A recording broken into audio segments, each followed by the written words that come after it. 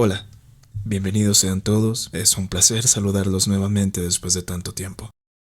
Yo sé que se estarán preguntando dónde he estado y ya les responderé en un pequeño mensaje al final del video, así que para no hacer la intro más larga, los dejo con esta primera parte de la nueva saga titulada Los fantasmas del deshuesadero, relato escrito por su servidor. Así que sin más que añadir, disfruten en compañía de sus seres queridos o de lo que sea que se oculta en sus casas. No recuerdo en qué año llegamos a vivir a ese lugar. Tengo muchas lagunas mentales desde esa época. Creo que después de todo mi mente hizo su mejor esfuerzo para borrarlo todo. Pero tuve tan mala suerte que olvidé todo menos lo que se supone debía haber olvidado. La casa del deshuesadero. De las pocas cosas que tengo presentes antes de llegar ahí, es aquel periodo de inestabilidad que atravesó mi familia. Éramos mi madre, mi abuela y yo. Ningún trabajo le duraba a mamá. La abuela, por su edad y su salud, tampoco podía contribuir como antes. Yo, que apenas era un niño en el momento, no entendía del todo la magnitud de lo que ocurría a mi alrededor. No entendía por qué a veces mamá lloraba en las noches y yo la escuchaba. La escuchaba llorar porque fingía dormir. La situación no parecía mejorar. Llevábamos ya un tiempo sacando de los pocos ahorros que tenían mamá y mi abuela para amortiguar gastos, y por eso empezamos a mudarnos, cada vez a zonas donde el alquiler fuese más barato. Y bueno, sobra decir que cada lugar era menos favorable que el anterior. Así dimos con una casa de una sola habitación, ubicada frente a un viejo deshuesadero. Quedaba en el barrio El Paraíso. Era de esos lugares que, aún estando dentro de la ciudad, parece como si estuvieran alejados de todo. Nuestra única vista era un cementerio de autos oxidados. Más allá de eso había únicamente un canal abierto de aguas negras que apestaba, no solo por el agua estancada, también porque la gente lo usaba como vertedero. De ahí al horizonte solo se veían las lomas, con una que otra casa rodeada de vegetación. De verdad parecía que habíamos llegado al fin del mundo. Y la primera noche que pasamos en esa casa solo sirvió para intensificar más ese sentimiento. Nos tocó hacernos a la idea de que este sería nuestro hogar por un buen rato. Ya no teníamos más dinero para más mudanzas y, siendo honestos, no íbamos a conseguir otro mejor lugar por mejor precio. Menos sabiendo que éramos 3 personas. Supimos tan pronto que nuestra estancia ahí no sería nada placentera. No solamente por la situación en la que estábamos, y tampoco era precisamente por la casa. Más bien era ese lugar. Todo lo que nos rodeaba estaba plagado de oscuridad, de algo que te arrebataba la poca paz que pudieras tener. Era de esos sitios por donde el diablo sale a dar sus paseos. Pero no es solo él. Varios seres oscuros son los que lo acompañan en sus caminatas. Eso dijo mi abuela alguna vez. Recién habíamos terminado de organizar las pocas cosas que teníamos. La mudanza nos dejó agotados a todos, así que poco después de que oscureciera ya nos fuimos a dormir. En aquella pequeña habitación yo compartía la cama con mi mamá. Mi abuela sí dormía en una parte para poder estar un poco más cómoda. Y esa madrugada me desperté al no sentir a mi madre a mi lado. Las ventanas se habían empañado por el frío tan intenso que estaba haciendo. Me abrigué con la cobija y salí a buscarla. Pensé que estaría en la sala, llorando y fumando un cigarrillo como normalmente solía hacer. Pero al salir, vi que la puerta de la sala estaba ajustada. Luego vi que estaba en el pequeño porche enrejado, cubriéndose del frío solo con sus brazos y frotando sus manos para darse calor. Y estaba viendo hacia la calle. hacia el deshuesadero y también a las otras casas, como si buscase a alguien en medio de esa oscuridad. Tan pronto me vio, me dijo que volviera a la cama, que ella ya iba para allá. Y cuando estaba por preguntarle qué hacía despierta a esas horas, por qué había salido así con el frío que estaba haciendo, la silla mecedora de la abuela se inclinó hacia atrás. No fue como si alguien se hubiese sentado, más bien era como si alguien o algo que no pudiéramos ver sujetara el espaldar y lo empujara hacia abajo, sosteniéndolo, manteniéndolo en esa misma posición. Luego vimos que no era solo la silla. Los colgandijos que adornaban la entrada de la casa estaban suspendidos en el aire, todos apuntando a la izquierda, la misma dirección hacia la que la silla se había inclinado. Mamá entró de nuevo a la casa y me ordenó que hiciera lo mismo. Yo le obedecí, obviamente, pero antes de que la puerta se cerrara, di un último vistazo hacia afuera y alcancé a ver a un viejo perro en el deshuesadero que le ladraba a alguien. Más bien algo, un bulto que se aproximaba desplazándose muy cerca de la malla que cercaba ese lugar. Cuando se fue acercando a la luz, antes de que pudiera visualizarlo bien, la puerta se cerró y la mano de mi mamá sobre mi hombro me guió de vuelta a la cama. Por los siguientes días, mientras empezaban mis clases, me quedé en casa con la abuela. Y una tarde, creo que fue esa primera semana después de que llegamos, luego del almuerzo ella se fue a dormir como normalmente hacía al terminar su radionovela. Yo me encontraba frente a la casa jugando con un balón, pateándolo contra el muro del jardín, cuando la puerta se abrió de golpe. Ahí estaba mi abuela. Estaba bañada en sudor, con los ojos muy abiertos y respirando pesado. Se veía sorprendida y confundida de verme ahí. Por un segundo pensé que el ruido de la pelota la habría despertado. Pero luego, cuando le pregunté que si estaba bien, ella me devolvió una pregunta. ¿Cuánto tiempo llevas ahí? Ya unos 15 minutos, ¿por qué? Le pregunté yo. ¿Estás seguro que no entraste en ningún momento a la casa? Ella siguió insistiendo con la misma pregunta, pero mi respuesta seguía siendo negativa. Titubeaba. Se le hacía difícil formular frases y sus manos no paraban de temblar. Fue entonces que me contó lo que le había ocurrido. Que mientras ella dormía, volteada hacia la pared, escuchó mi voz, más específicamente mi risa, que era algo burlona, y que le murmuré algo al oído. Pensando que era yo, dijo que no la molestara, que la dejara descansar, pero que yo, o lo que ella creyó que era yo, siguió con lo mismo. Y estaba a punto de soltar un regaño seguido de un manotazo, cuando cayó en cuenta de que eso no estaba bien. Ella solía dormir muy pegada al muro, por lo que de haber sido alguien era solo lógico que sintiera la cama hundirse. Pero no fue así. Además, estaba recostada sobre su lado izquierdo, con su oído bien pegado a la almohada. Y aquello que la estaba molestando, que le estaba susurrando cosas en el oído, lo estaba haciendo precisamente por ese lado.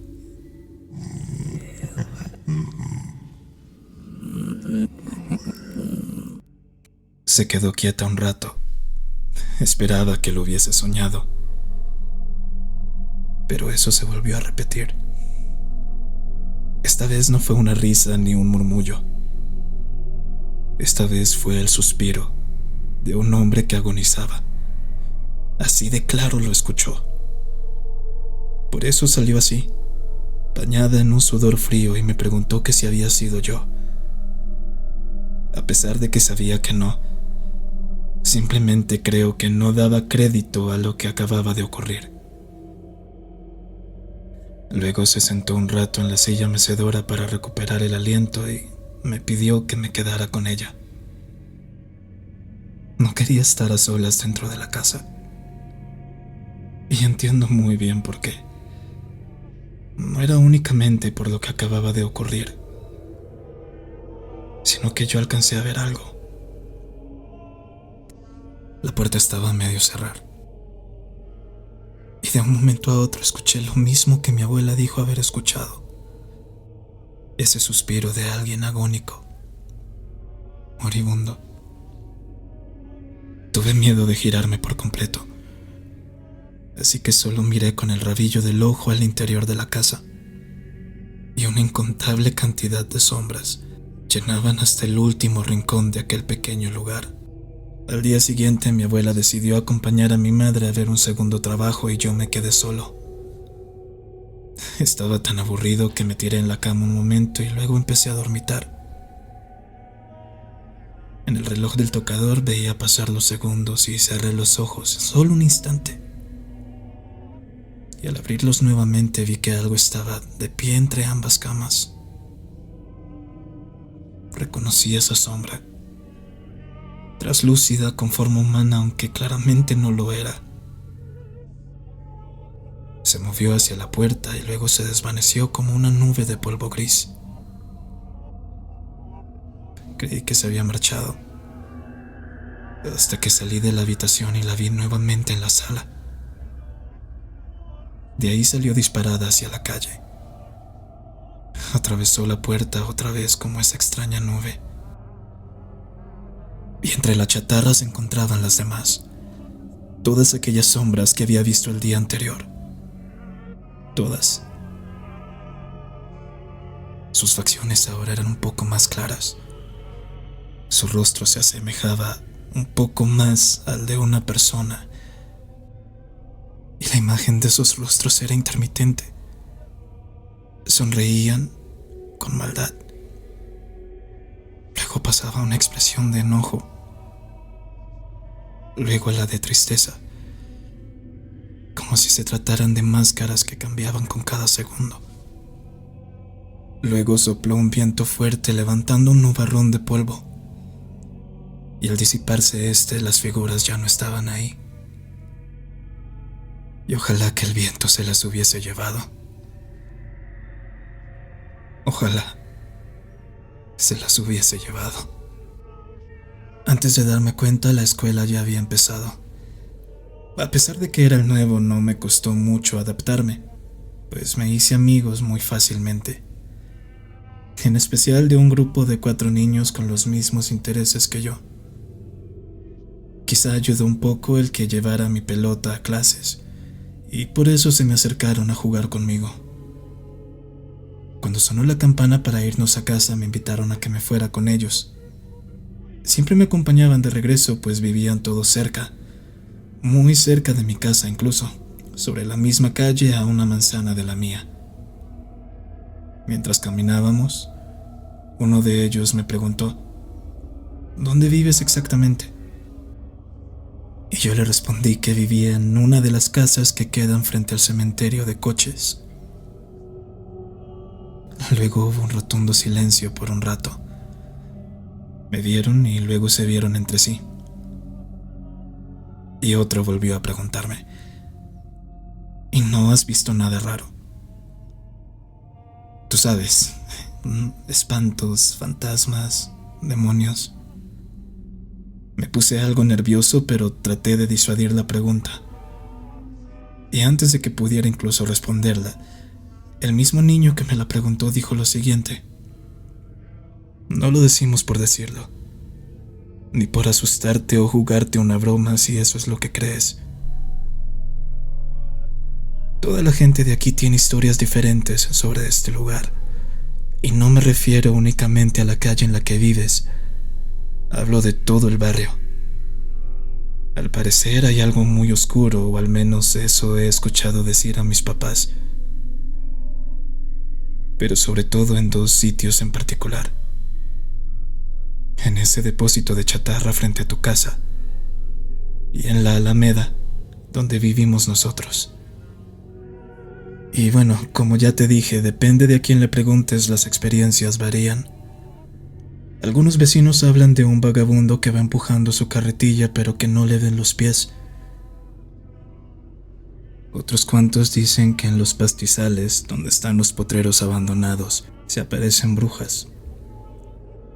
Y algunos otros también hablan sobre algunos niños que ven jugando en el parque, en mitad de la noche, pero cuando se acercan a preguntarles dónde están sus papás, esas cosas dejan de ser niños y se convierten en algo horrible. Historias como esas abundan por aquí. Pero una de las más conocidas les tocó vivirla a los dueños de la tienda que está como a 2 casas antes de doblar la esquina. Esa que tú ves allá, al final de la calle. Lo que pasó ese día es que la familia llegó tarde de una fiesta o algo así. El caso es que cuando el taxista los dejó en la entrada y arrancó, no tardó mucho en frenar en seco. Todos voltearon y vieron entonces que alguien iba corriendo, cruzando el paseo por entre los árboles hasta llegar a la otra acera. Por la baja estatura pensaron que era un niño. Pero ¿qué clase de niño estaría solo en un lugar como ese a tales horas de la noche? Notaron que corría de forma extraña, cojeaba, y mientras se iba alejando escuchaban un golpeteo en el asfalto como el de la suela de un zapato. Pensaron incluso que el taxista había alcanzado a golpearlo, que por eso corría de esa forma. Pero de repente se detuvo frente al portón de una de las casas. El rechinar de las llantas se escuchó al instante y se vio al taxista alejarse. Parecía que estaba huyendo. La madre, indignada, creyendo que después de todo aquel hombre sí se había dado a la fuga después de atropellarlo, estaba a punto de cruzar la calle para ir a preguntarle a aquel individuo si estaba bien. Pero su esposo la detuvo. Sin decirle nada y con la mano algo temblorosa apuntó a la otra esquina donde se había detenido aquella persona. En su lugar ahora había un esperpento en cuyo rostro se lograba distinguir el de una mujer. Dijeron que su boca parecía más las fauces de un animal hambriento que estaba a punto de atacarlos. No veían sus brazos, y todo su cuerpo estaba únicamente cubierto por una manta negra y polvorienta. Al detallarla mejor, se dieron cuenta por qué corría de forma tan extraña. Y es que una de sus piernas era más corta que la otra. Pero ahí está el detalle. La que era más larga estaba doblada en su totalidad hacia un costado. Era más delgada también. La piel estaba pegada al hueso y cubierta por un pelaje negro. Y en lugar de pie, terminaba en una pezuña que apuntaba hacia adentro. Ahora entendían por qué aquel taxista huyó de esa forma. Ahí entendieron también que estaban frente a una aparición demoníaca. Los niños empezaron a gritar y la mamá los abrazó mientras que el señor de la casa por poco no consigue abrir la puerta por el miedo que eso le generó. Y cuando los niños gritaron, eso también lo hizo. Dejó salir un grito que pareció sacudir todos los árboles de la alameda antes de que se echara a correr hacia el cementerio de carros. Se perdió en lo más oscuro de ese extremo. Entre ese, entre comillas, bosque de espinos que rodean el sitio. El hijo de esa familia, él va a clase con nosotros. Él fue el que nos contó lo que pasó. Y claro que le creímos. Porque precisamente la noche que eso pasó, más de uno escuchó gritar a esa cosa. Y además, como te dije, no son los únicos que han visto cosas en la Alameda. en ese deshuesadero o en tu calle, pero principalmente en el deshuesadero. Ahí es donde más cosas raras suceden. Por eso ni el más valiente de los borrachos, ni el más gandalla de los malvivientes se atreven a meterse a ese lugar, o siquiera a estar por esta zona tan tarde en la noche. Eso fue lo que me contó mi amigo aquel día. Y al terminar de hacerlo, creo que en mi rostro se notaba algo de duda, pero también de miedo. Duda porque no quería creer que eso era verdad. Porque quería creer que no era más que una historia exagerada con el propósito de alimentar mi miedo. Y en eso otro de los niños que estaban con nosotros dijo lo siguiente: yo sé que es difícil que nos creas, pero de verdad no te estamos mintiendo. Sé que estás pensando que todo lo que te hemos contado es simplemente para asustarte más, pero no. Si aún después de todo lo que has escuchado dudas, asómate a la ventana de tu sala hacia aquel cementerio de autos. Pero asegúrate de hacerlo una noche donde haya luna. Ese día podrás ver más allá de donde normalmente llega la luz de la calle. Y entonces fíjate en el punto más recóndito de ese lugar, donde este termina y empieza el vertedero y el canal de aguas negras. Mira bien y comprobarás con tus propios ojos que nada de lo que te hemos dicho hoy es mentira. Para cuando terminó la charla no me había dado cuenta que nos detuvimos en mitad de la alameda a conversar. Veía esos árboles que cubrían el paseo, las casas, las personas, pero a su vez me hacía una imagen mental de todo lo que había escuchado hace un minuto. Pero esta vez era yo el que veía esa aparición. Era yo el que estaba en esa calle y eso me esperaba al final, bajo el último árbol por donde sí o sí debía cruzar para ir a mi casa. Hasta aquí llegamos. Se cuidan. La voz de uno de los chicos me trajo de vuelta a la realidad. Todos tomaron un rumbo distinto y yo me quedé solo en medio de un silencio abrumador. Y aunque era de día, sentí demasiado miedo. Apreté mi mochila y clavé mi mirada al piso sin voltear a ninguna otra parte. Y así fui caminando hasta llegar a casa. Las noches que le siguieron a ese día fueron un tormento para mí. En cada rincón veía o escuchaba algo. Sentía que la casa estaba llena de personas aunque no hubiese nadie ocultándose en la oscuridad. Y a pesar de que dormíamos los tres en esa pequeña habitación, me sentía aislado y desprotegido. Quizá producto del miedo que empezó a crecer más en mí luego de que me contaran la historia de la aparición de la Alameda. Pero aunque quisiera creer que no era nada, aún estaba el chirrido de la mecedora, el incesante ladrido de ese perro alborotado quien gruñía y aullaba algo. Quizá eso que pasaba frente a nuestra casa. Quizá eso era lo mismo que vio esa familia aquella noche. Eso que emitía un lejano pero claro lamento durante las madrugadas. Supe que no era mi imaginación esa vez que desperté, porque lo escuché nuevamente. Aquello fue lo que me despertó.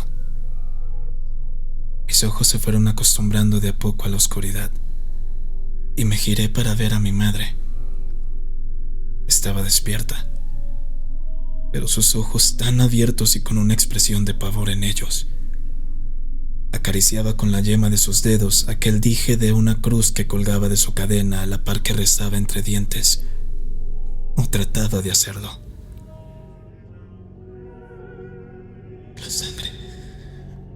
sangre del Cordero nos cobija. La sangre del Cordero nos cobija. La sangre del Cordero nos cobija.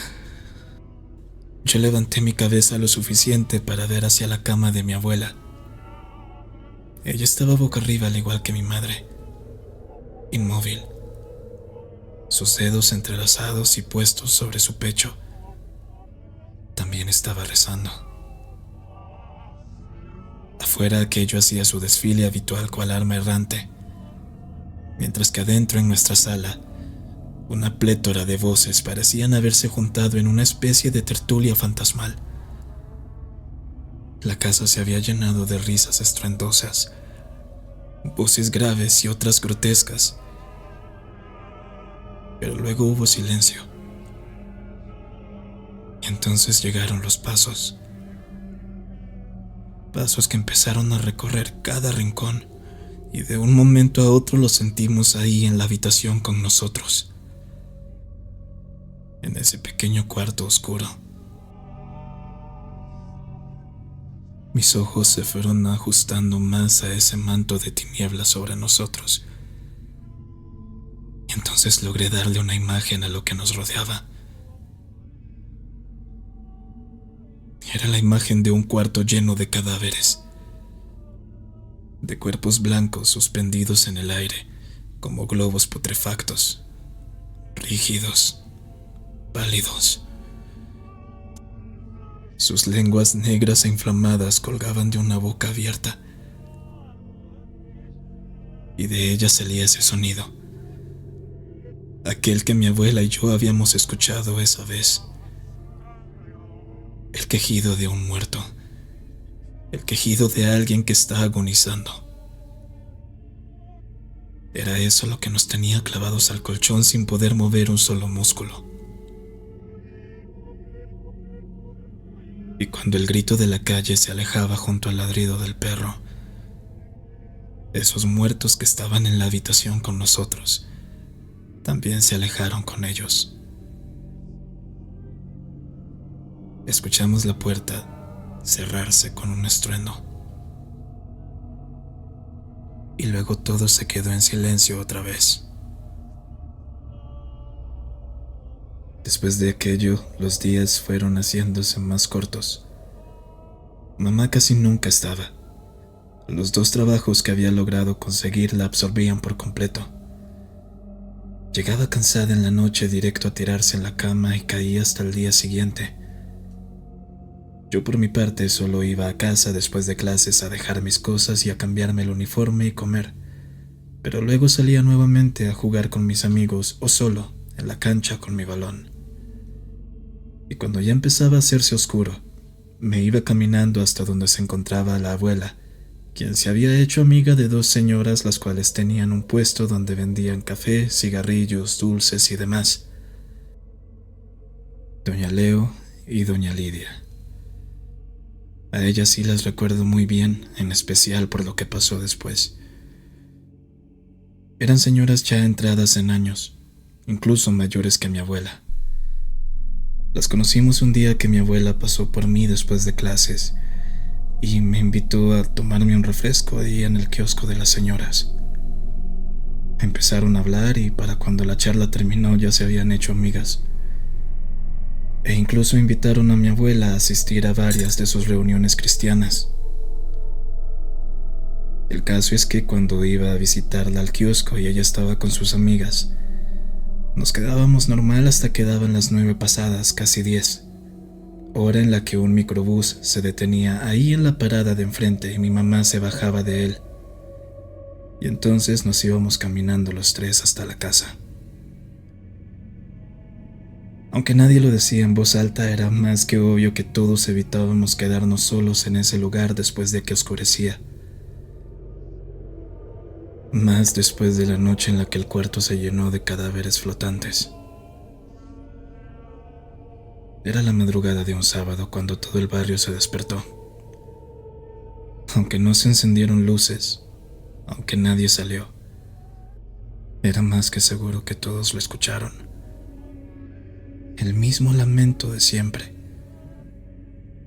El plañir de algo que pasaba caminando por las casas de atrás hacia la alameda. Y aquel lamento se tornó en un grito sobrenatural que se prolongó por un rato antes de cesar de manera abrupta. Ni siquiera el perro se atrevió a llorar. Aunque ya lo habíamos escuchado varias veces, esta se sintió distinta.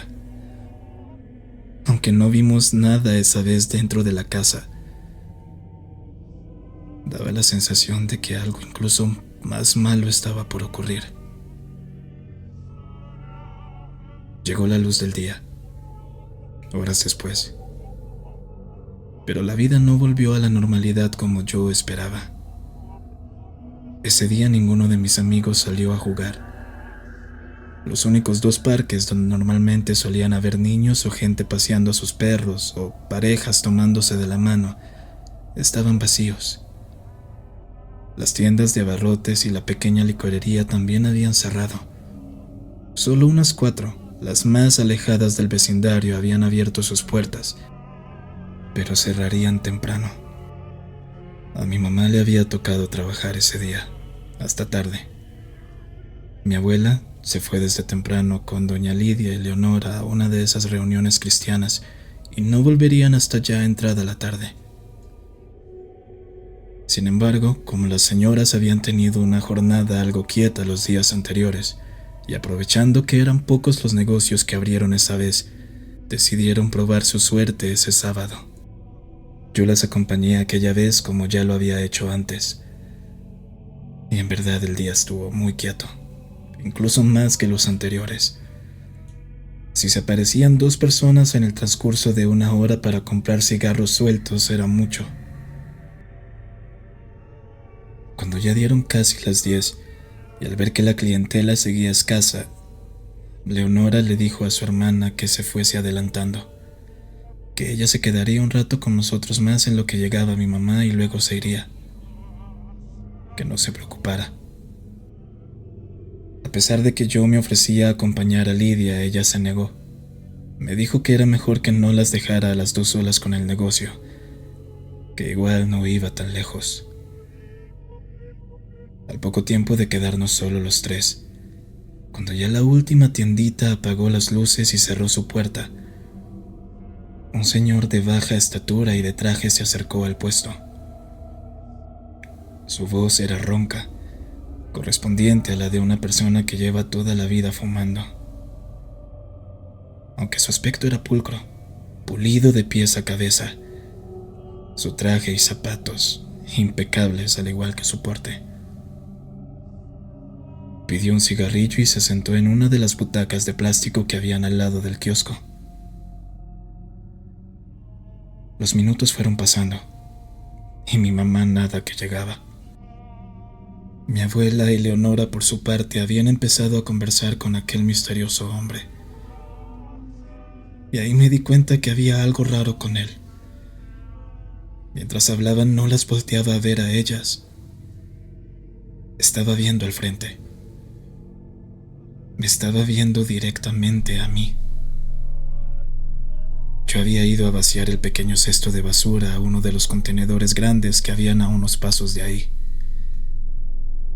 Y mientras la distancia entre nosotros se acortaba, empecé a sentir esa presión en el pecho, esa sensación de estar en inminente peligro que volvería a experimentar varias veces más.